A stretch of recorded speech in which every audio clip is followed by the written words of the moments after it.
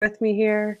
Okay, I think we're live now. So welcome everyone and thanks again for your time this afternoon. I'm Chessa Corsiato with Everactive Schools, joined today by three educators from Red Deer Public School Division.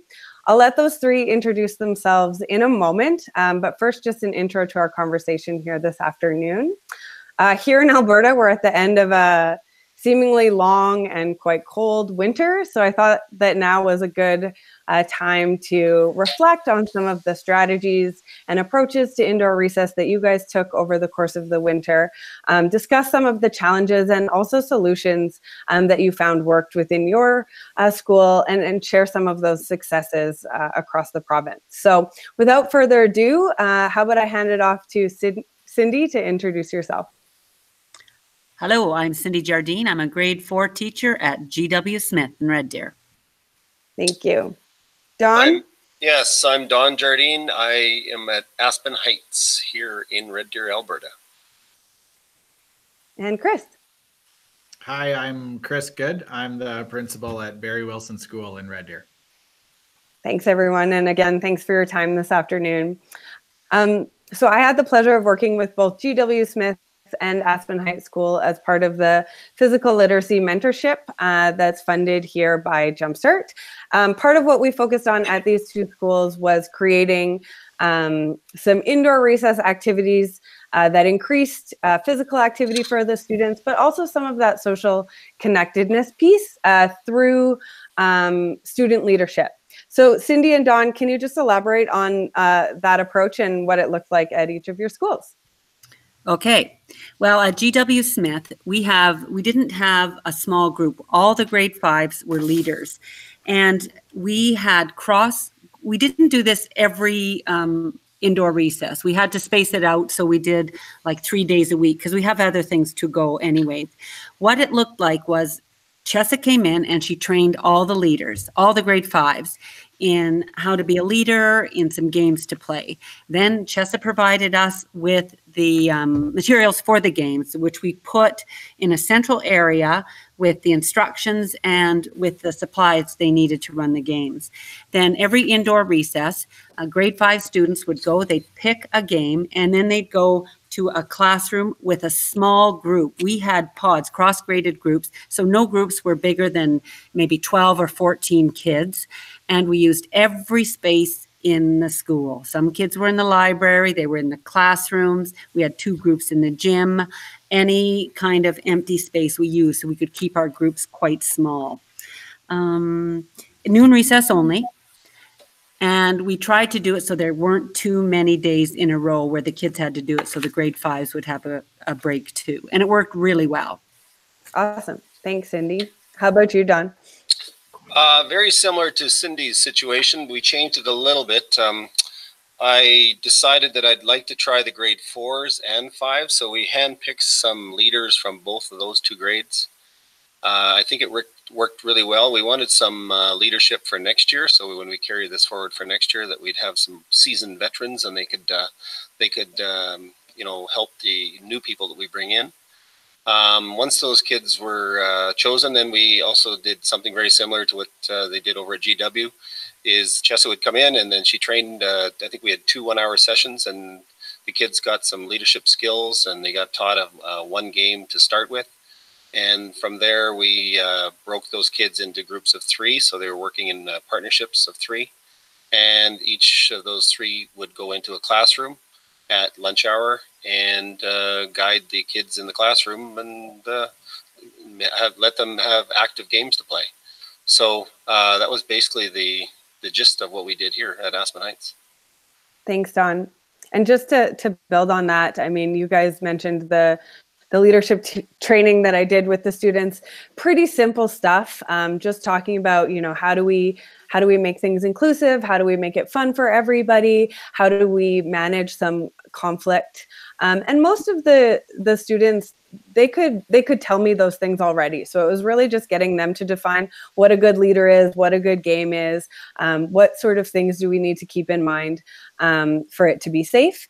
And when it came to the equipment bins and the games, they were all really simple, things that you could do in small spaces, things that you could scale up or down so that a small number of students could play or a large number of students could play.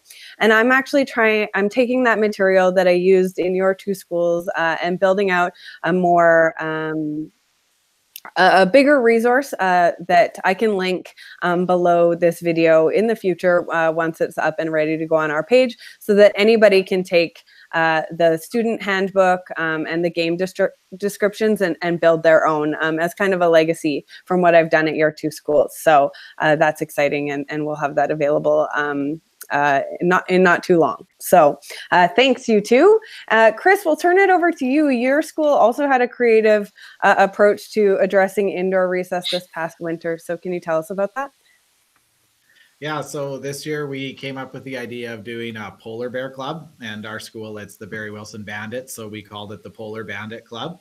And essentially the school board did have a policy that once the temperature gets below -20, with the wind chill, that kids are supposed to stay in for recess, but it's only recommended.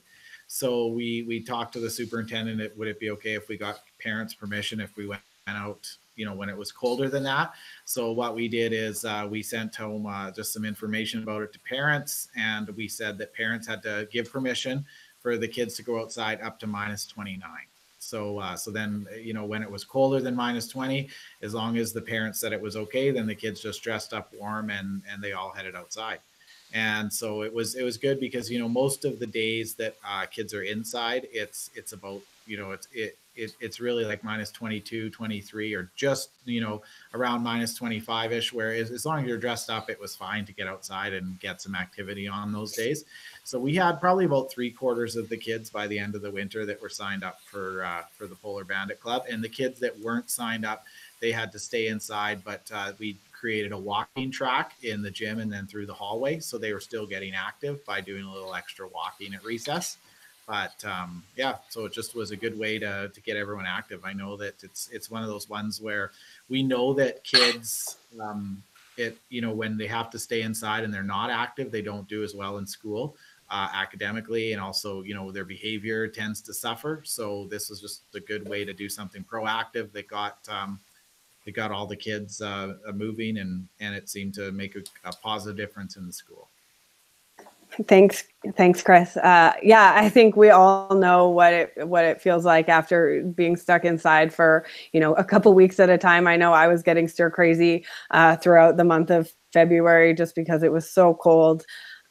I was checking the weather reports from February in Red Deer, and it did look like a lot of days were hovering around that -20 mark. And so you're right on the border as to whether or not the kids should be going outside. But I love that you guys took the initiative to send that letter home and to encourage parents to send their kids to school dressed up, warm, and ready to go outside. So thanks for sharing. Let's move on to what sort of barriers or challenges did you face in implementing this approach, and how did you address those barriers or challenges? So open to anyone who wants to jump in. Okay, well, one of the, I don't really call it a barrier challenge, but just something you had to do. The grade 5 teachers ended up, stopping class slightly early on those days so the kids could be ready, so they could go and pick their games, and everybody was ready to go. We had to watch as I had mentioned before, about having it too many days in a row. Now, we didn't have as many indoor recesses as everybody else because we have our own weather station. And so we didn't do the weather channel. So there were plenty of days where we went out. And so that was really the only challenge. And the other challenge was maybe we had our leadership training a bit too soon, maybe. I would have that later in the year, closer to when the kids are actually doing it. But that's just the way it turned out. I got lucky over at Aspen Heights School. I was there the first indoor recess, so I was able to help guide the students into that role, which was nice. Really nice. Okay, Chris or Dawn, either of you want to speak to the challenges or barriers that you faced at your school? Sure, I'll jump in. It's Dawn here. No, just Cindy had touched on this. When you get quite a few days in a row where the kids are expected to be in the classroom, I think I wouldn't call it burnout, but I would just about call it a rebellion. They get a little tired of going in and teaching their anywhere from grades 1 to 5. So it kind of, they did an awesome job doing it, but I just would be careful on not to have to do it like 2, 3, or 3, 4, or 5 days in a row, because you should probably give them a day off at least. So that was one of the challenges with the weather we had this year. I would say another challenge was, it's no different than when we're in front of the classroom. Sometimes kids just don't listen. And so for those kids, they were getting a little bit of, there was some discouragement there. And so I think it helped that the adults that were helping the kids in the classroom. And what I mean by that is just, honestly, the kids were in the classroom by themselves most of the time with adults in the hallway. So, we cut down on our supervision quite a bit, but we still did have adults walking the halls, peeking their heads inside the door. And for the vast majority of times, the kids just did a wickedly good job. So you still need a little bit of adult supervision, obviously. But, the kids, it's important to have that adult help there when they need it. And sometimes the odd kid needs to be pulled out of the class so that the other kids can do their activities. So, and that's what would happen. I just pull out that student and he'd walk with me, or she would walk with me, and then I'd put them back in when they were ready to learn. And it worked really good. And last thing I'd say is, when you train your kids to teach the game, you need to alternate the games, because the kids get a little bored with that game. So once the kids learned another game or two after that, then you could switch them around classrooms. And I'd strongly encourage that. Then they break the little monotony of teaching the same kids the same games. Yeah, so one of our strategies over at Aspen Heights School, just within our time constraint, was to have each pod of student leaders learn a game and become familiar with that one.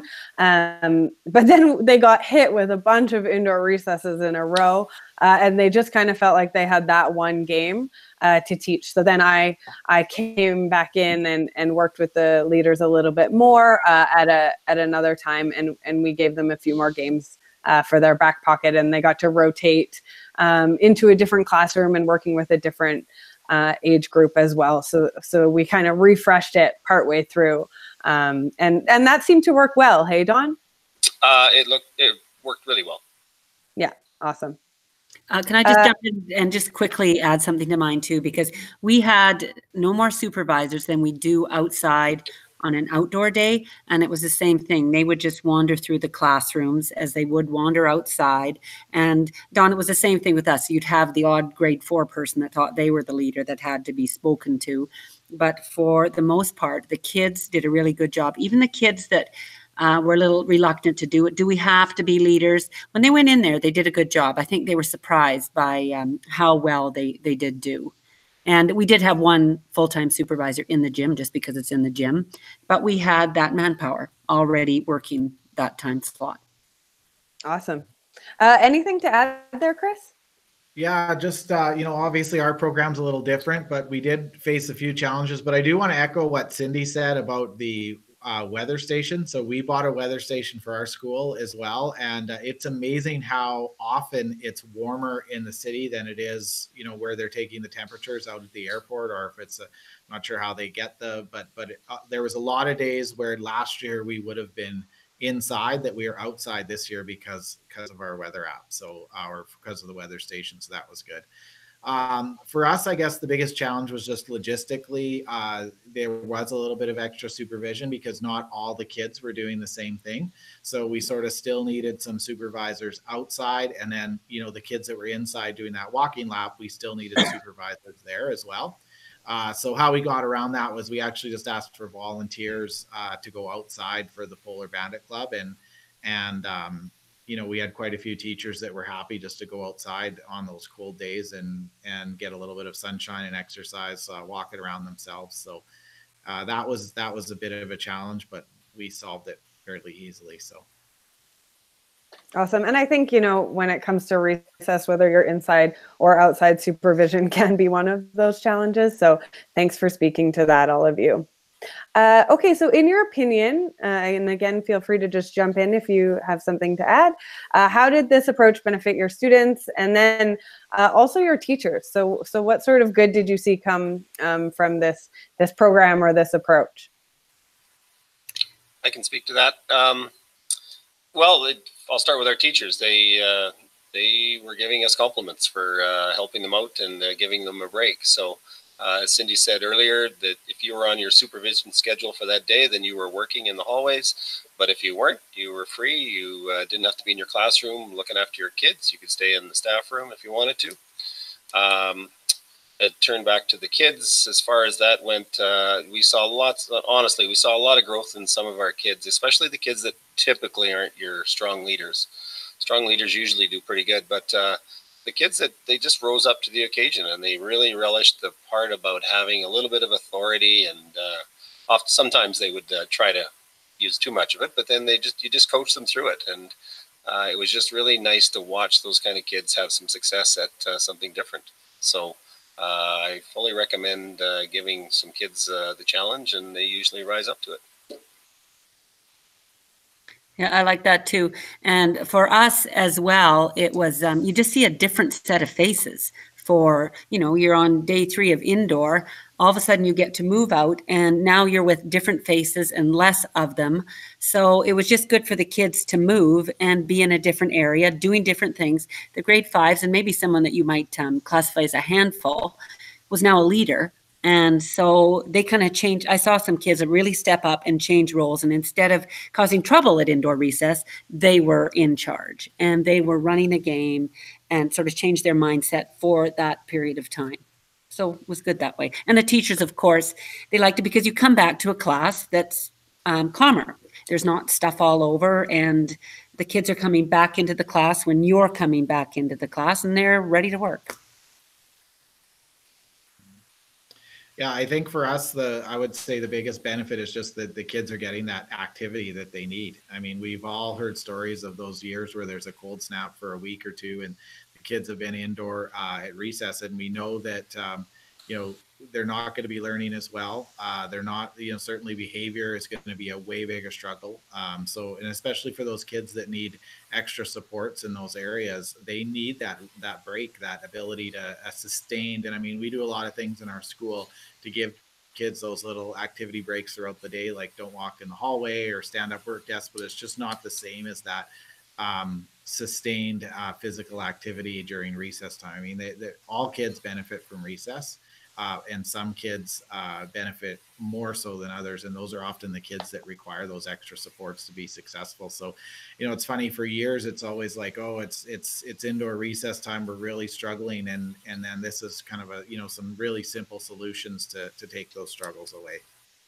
Yeah, I mean, living in Canada, we always want to hope and that the winter is going to be mild and that we won't get hit with those long cold snaps. But I say the majority of years we do. And so it's good to kind of have a plan going into it and have some strategies so that we can see that physical activity piece happening at recess, making sure that the kids are getting up, active, getting their heart rate up a little bit, but then also that social connectedness piece I heard as well. So an opportunity to get out of the classroom, to connect with siblings or friends that are in other grades or in other classes. See some fresh faces, I think, is a really important part of recess as well. So I love that, all of your strategies incorporated some of those elements. Thank you. Any final things to add about benefits? Yeah, I just wanted to add one more thing for benefits. In Alberta, like a lot of times the kids, it's dark when they leave the house and when they get to school, and it's almost dark when they get home, right? So they don't get a chance. So on those cold days, they might not get a chance to get outside at all. So to get that vitamin D, I think is really good for them too. Yeah, absolutely. Thanks. Any final things to add on that? No. All right. Okay, so any thoughts as to what maybe adjustments or changes you would make going into next year, or ideas that you have to build on this for next year, or perhaps challenges that you see going into next year too, building this into a a more sustainable long-term approach that can be threaded throughout school years? I would probably add, now that we've done it before, right at the beginning of our school year, I think we'd probably put that, or I'd request to put that on the agenda so that, we're a little more prepared than we were this year. Not that we were prepared, but, we were kind of we were in a rush to get it done because the weather came upon us pretty quick. So, I think that would just help also the teachers know that there is relief come December, January, February, and just sort of put it on their plate and let them know that, yeah, we've got it covered and there's some ease there for them. And Dawn, when it comes to how you guys organize in terms of pulling in those specific leaders, having them go into classrooms, you didn't necessarily utilize the gymnasium space or I don't think we use the library space at your school. So any thoughts or did you get any feedback from other teachers in terms of how you organized those pieces? Well, good question. Honestly, the teachers were just happy that I was doing it, actually. So no, they didn't say, "Hey, Dawn, why are you in the gym?" But I know over at GW they use the gym. We would have needed some adult help. I just thought we had our groups. They were doing a really good job in the classroom. That's a good question and something to consider for next year. I just was trying to make sure that the adults that we had on the supervision schedule, were there, and then we didn't need any extra help. So that's why I kind of shied away from the gym. And the library was just, oftentimes we have some other stuff going in there with our micro society. So I just sort of stayed away from that because I didn't want to get into that conflict and such. So, but that was not meant to be a suggestion that you should make any changes. No, I just thought I would ask. Yeah, no, it's but for other schools, if they're thinking of doing that, it's certainly a good thing to think about whether you need it or not. I'd certainly do what you guys did, Dawn, too, at one point, incorporate some of the grade 4s so that, we're starting over next year because we didn't have any of the grade 4s as leaders. Now they have participated in indoor recess activities, but, and so maybe that capacity will come easily to them because they've been a part of it, but we didn't include them as leaders.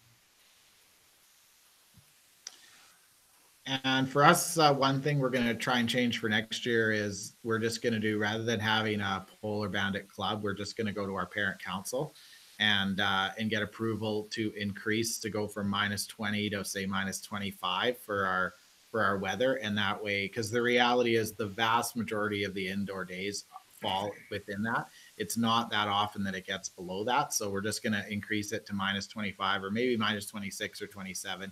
And then just have all the kids go out. So that'll just be the norm at our school.